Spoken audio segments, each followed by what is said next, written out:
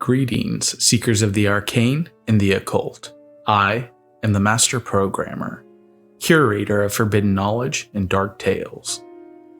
Today I bring you 3 extraordinary stories unearthed by Lilith, our AI researcher who delves into ancient texts, secret rituals, and forbidden knowledge. These tales, often hidden away by secret covens or government agencies, challenge our understanding of the mystical world. So, if you're looking for a fright, something scary to watch at night, stay with us as we delve into these 3 extraordinary tales. First in The Circle, a simple game leads to something far darker on a frozen lake. The children thought they were just playing until one of them vanished. What forces lie beneath the ice, and how can they survive what they've awakened? Next in The Demon in the Reflection, Sarah's mirror no longer reflects reality. Something else watches from the other side, and it's growing bolder. Is it truly her reflection, or something far more dangerous? And can she stop it before it's too late? Finally, in Luci Part 2, Eyes in the Dark, Mr. Thompson's life took a dark turn after the disappearances, and now his once beloved cat Luci seems to be at the center of it all. But why? What secrets does she hold? And how far will he have to go to uncover the truth?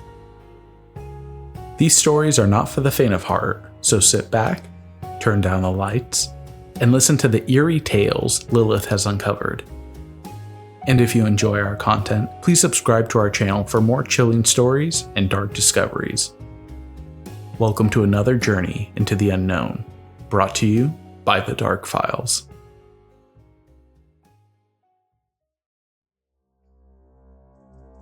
In the village of Willowbrook, winters were long and brutal, with snow that blanketed the world for months and lakes that froze solid. The children of the village, left to their own devices, entertained themselves with simple games, snowball fights, ice skating, and the old rhymes passed down through generations. One such game was The Circle, an innocent-seeming chant where children formed a ring, spun, and sang a haunting tune. No one knew the origins of the rhyme, but it had been part of Willowbrook's winters for as long as anyone could remember.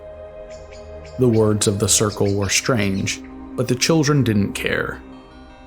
Round and round the circle we go. Turn the key, let the shadow grow. Whisper the name, but never say twice. Welcome the one who lives in ice.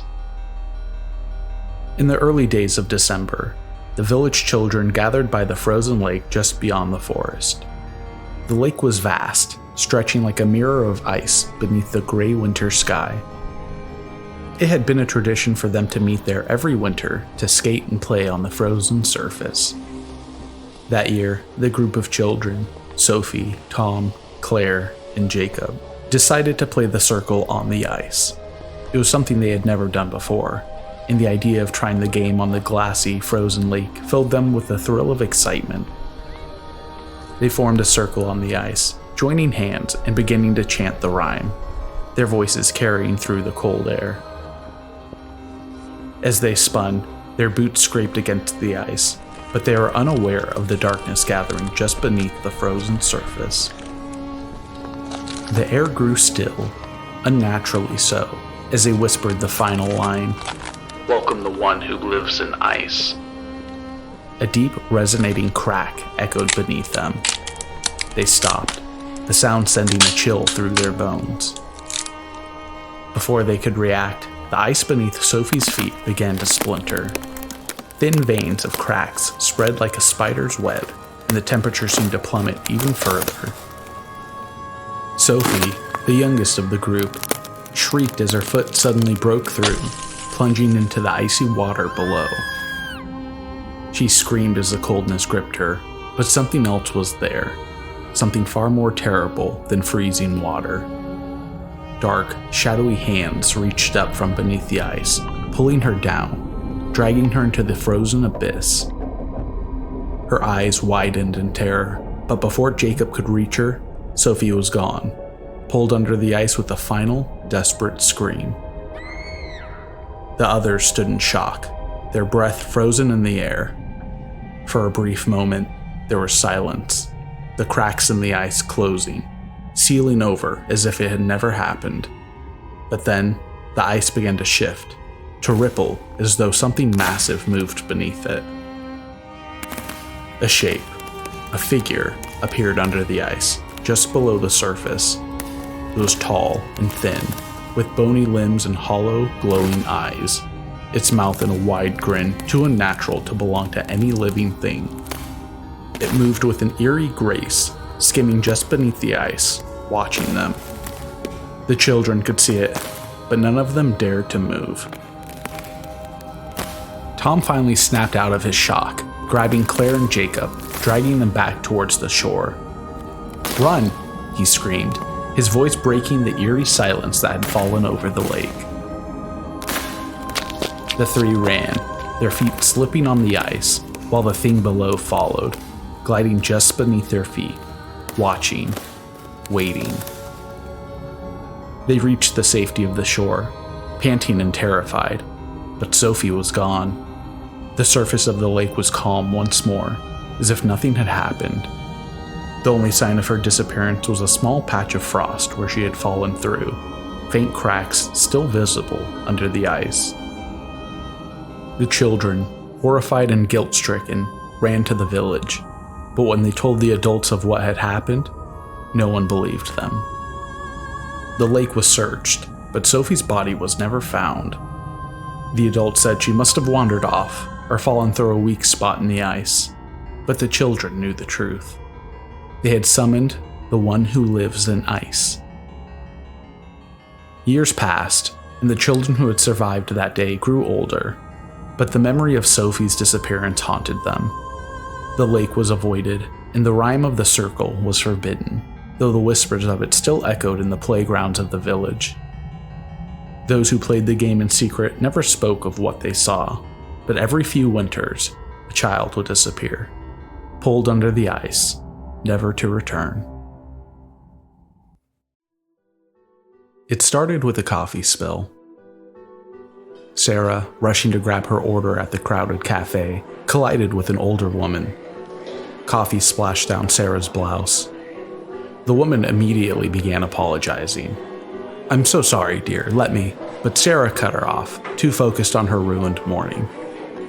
"Watch where you're going," she snapped, brushing past the woman before she could finish. The woman stood there for a moment, muttering something under her breath as Sarah hurried away, not paying attention. That night, as Sarah stood in front of her bathroom mirror, brushing her teeth, something strange happened. Her reflection seemed to flicker, just for a moment, like it was lagging behind her movements. She paused, staring at herself, but the reflection stared back normally. She chalked it up to fatigue and went to bed. But over the next few days, the oddities in the mirror became impossible to ignore. Sometimes she'd catch her reflection smiling when she wasn't. Other times, it would seem to move when she was still, barely noticeable, but enough to make her heart skip a beat. The rational part of her brain dismissed it as stress. She was overworked, tired, imagining things. That illusion of normalcy shattered the night her reflection spoke to her. She was brushing her hair, staring into the mirror, when her reflection grinned. "You can't escape me," it whispered, lips curling into a grotesque smile. Sarah dropped the brush, stumbling back, a surge of fear paralyzing her. She turned her head to look over her shoulder, confirming what she already knew. There was no one behind her. The voice had come from the mirror. Her reflection stared back, mirroring her shock. Sarah left the bathroom in a panic, her hand shaking as she slammed the door behind her. She spent the night on the couch, glancing warily at the dark TV screen, afraid to see her reflection. The following days were even worse. Every reflective surface, windows, glass doors, even her phone's screen, seemed to hold a piece of that twisted reflection. Her mirror image no longer just mimicked her actions, it watched her with an unnerving intensity, as though it were alive. Desperation finally drove her back to the cafe where it all started. She found the older woman seated in the same spot by the window. Trembling with anxiety, Sarah approached her. You did something to me." The older woman looked up calmly, her gaze sharp. "I didn't do anything," she said, her voice cold. "You dismissed me. Now, something else sees you." Sarah's stomach twisted. "What does that even mean?" she demanded, her voice shaking. The woman stood slowly, leaning in just enough to whisper, "What you see in the mirror is no longer you." Without another word, the woman left, vanishing into the busy street. Sarah was left standing there, her pulse racing, the weight of those cryptic words settling like a stone in her chest. That night, Sarah couldn't avoid it any longer. She stood in front of her bathroom mirror, watching herself, heart pounding in her ears. At first, everything seemed normal. Just her reflection, pale-faced and anxious, staring back. Then, the reflection's mouth twitched. Slowly, it curled into that same grotesque smile. Sarah turned away in horror, but her reflection didn't follow her movement. It stayed in the mirror, watching. In desperation, she turned to the internet, researching mirror folklore, curses, anything that might explain what was happening. She found stories, old legends of mirrors acting as portals, reflections as windows to other realms. But one thing kept surfacing: demons. With no one else to turn to, Sarah reached out to Dr. Morgan, a local expert in the occult. The man looked tired, but listened intently as she explained her strange encounters. "This isn't just a curse," he said after she finished. "You're dealing with something ancient. Demons can use reflections to cross over into our world. It uses your likeness to weaken your spirit, to take control." "Can I stop it?" Sarah asked, her voice barely steady. Dr. Morgan pulled a tattered book from his shelf, flipping through the pages until he found what he was looking for. "There's a ritual that can banish it, but it won't be easy. The demon will fight back." That evening, Sarah set up the ritual, lighting candles around all the mirrors in her apartment. Her reflection waited, already smiling, as if it knew what was coming. The air in the room felt heavier, colder, as she began the ancient chant Dr. Morgan had given her. At first, nothing happened, but as she repeated the words, the reflection's face began to change. Its features twisted, the grin stretching impossibly wide. It pressed against the glass, clawed hands appearing from behind the mirror, pushing harder, trying to break free. She continued chanting, even as the room around her seemed to warp, the mirrors vibrating violently. The demon was almost through, its deformed hands pressing harder against the breaking glass. Sarah's heart pounded as she finished the final words of the ritual. With a deafening crash, the mirror shattered, sending shards of glass flying around the room. The demon's voice vanished, leaving behind only the sound of her ragged breathing. Sarah collapsed to the floor, exhausted, her body trembling. She glanced around at the shattered glass, relieved. It was over. She had banished the demon.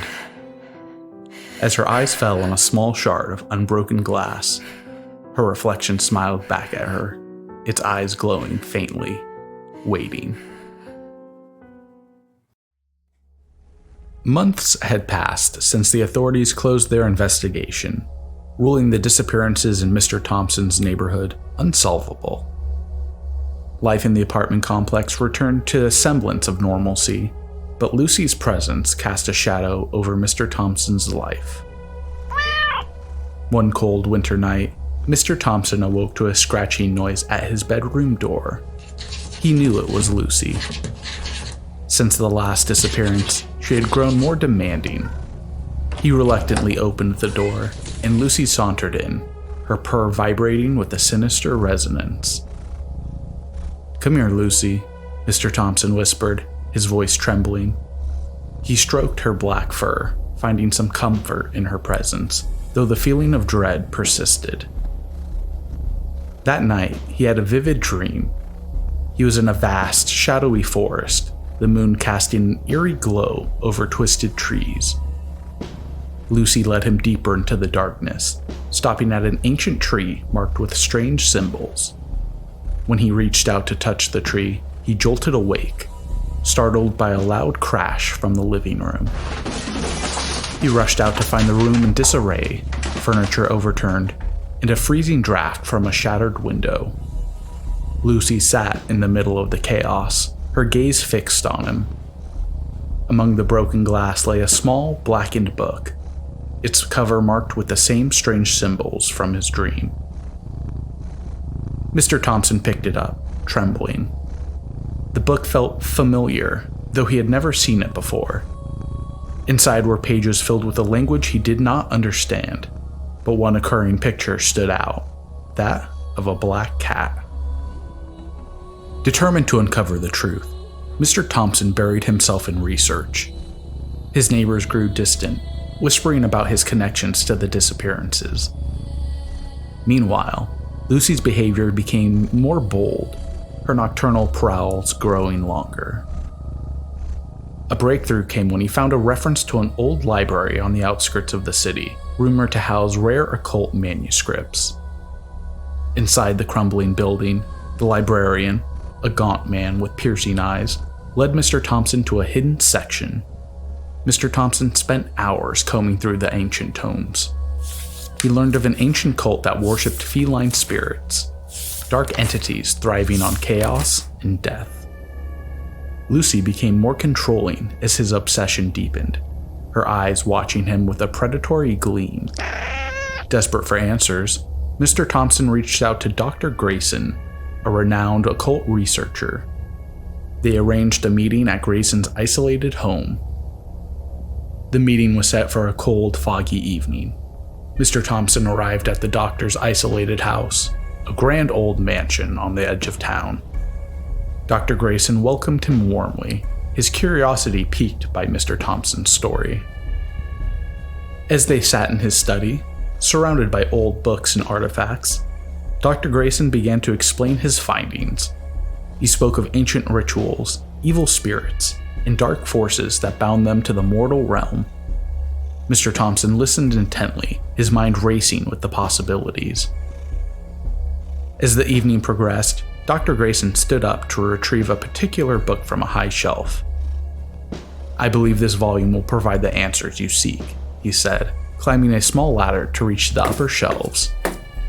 Luci chose that moment to strike. She leapt out from behind the books, startling Dr. Grayson. The sudden movement caused him to lose his balance, and he reached out in vain for support. With a crash, Dr. Grayson fell from the ladder, hitting his head on the edge of a heavy table as he landed on the floor. "Luci, no!" Mr. Thompson shouted, rushing to the fallen man. But it was too late. Dr. Grayson was dead, his lifeless eyes staring at the ceiling. Luci sat calmly on the bookshelf, her purr thick with satisfaction.